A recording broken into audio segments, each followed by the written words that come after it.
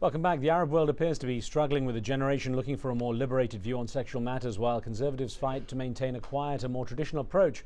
Today we're asking about the dangers of ignoring sexual issues in a changing society. And joining me, Jumana Haddad, the founder and editor-in-chief of the highly controversial but popular Jasad magazine, which examines sexuality in the Arab world. She's in Beirut. From Cairo, we have Dr. Heba Qutb, an Egyptian sex therapist and contributor to Nile Live, a weekly TV show where she answers questions of a sexual nature.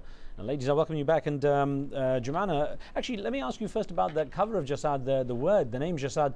You actually weave a graphic image of handcuffs into the name Jasad there, yeah. Which viewers can see. What was the meaning of that? Well, the letter J is illustrated by an open handcuff, and it means the breaking of the handcuff, the opening of the taboo, talking about all the themes that unfortunately we haven't been able to truly discuss in a profound and serious way. Now, Jumana, we also had a big debate going on our Facebook page once we said we were choosing this subject. It generated a lot of interest with our viewers and people who are following us online.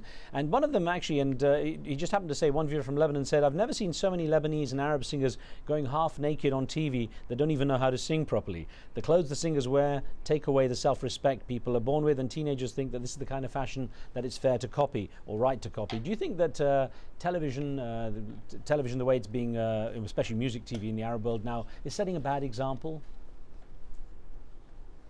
Well, you know, the thing is I cannot be, I'm not a sex therapist, I'm a writer, I'm an intellectual, and I cannot but be horrified by the amount of double standards and schizophrenia that we are living in the Arab world. I mean, everything on our TVs is based on seduction, on sexual seduction in particular. Also in the advertisement business, everything, wherever you go, wherever you turn, it's sexual themes used and reused.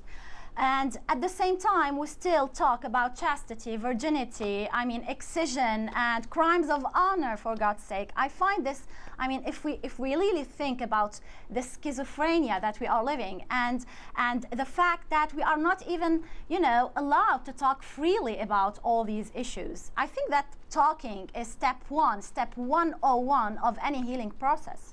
Dr. Heba Qutb, over the past few years in Egypt, there's been an increasing awareness of sexual harassment of women on the street. A man was recently indicted for publicly groping a woman, and a recent study shown that 62% of Egyptian men admit to sexually harassing women, while 83% of Egyptian women reported being harassed, and half of those say it happens every single day. So I wonder, based on your knowledge of the culture and some of the things that take place within that culture, why is this kind of behavior still so prevalent?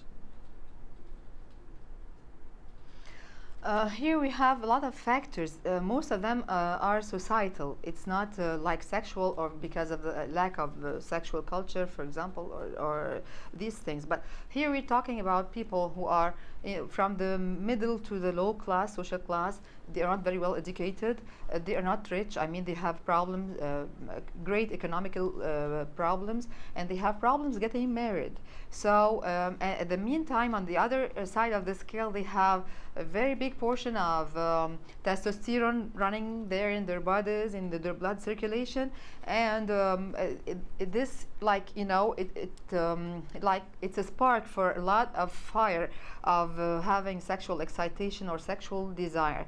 So the only and the available way of getting this out is just harassing girls in the street or in the public express transportation method, media and all this.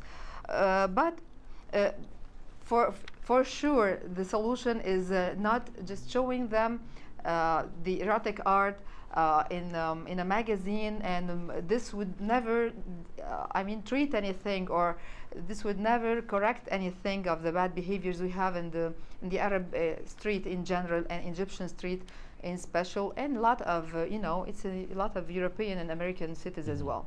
Now, Jumana Haddad, there was a comment from a viewer through our Facebook webpage, came from Adan Musa. who wrote in saying there's nothing called sexual liberation, and this is another plan to destroy the minds of the young to do acts forbidden by God. Let us be sensible and stop behaving like irrational human beings. Now, one thing people worry about is if something is graphic and you know, considered very risque, that often it affects the empowerment of women. Now, when it comes to your effort to allow women to express themselves, how much do you think that women are being allowed to empower or being greater empowered by having an outlet to talk about the issues that affect them? I think that it is playing a great role because, you know, everybody who writes in Jasad has to be of Arab nationality. And we have as many men, as many women as men, and they all write in their real names. And it takes a lot of courage from some of them to discuss all these matters openly and write about them. I mean, I think it's a battle mainly against frustration.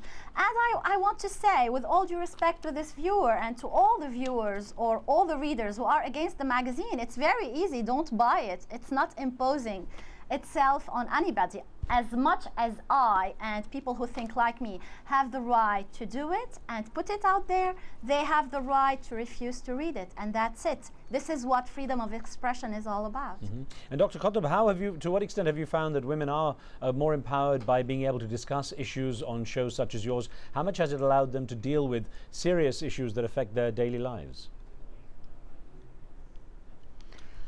You know, the media makes everything easier. I mean, being that popular to the extent that it shows in the media or to be discussed in the papers or in the magazines, make people you know, relaxed about discussing these issues, especially with the specialists or doctors or psychiatrists or psychologists.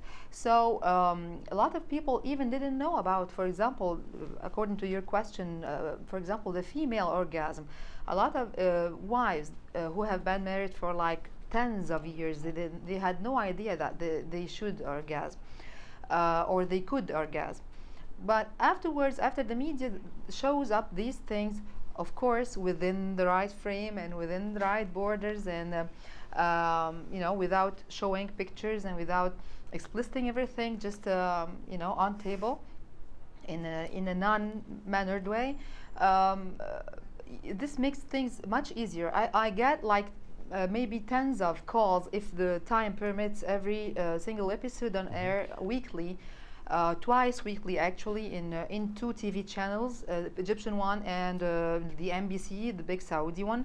And everybody's just telling his problem on paper or in email, and they get the answer from myself in that decent way, and we can solve the problem without turning them on or without guiding them in the wrong way.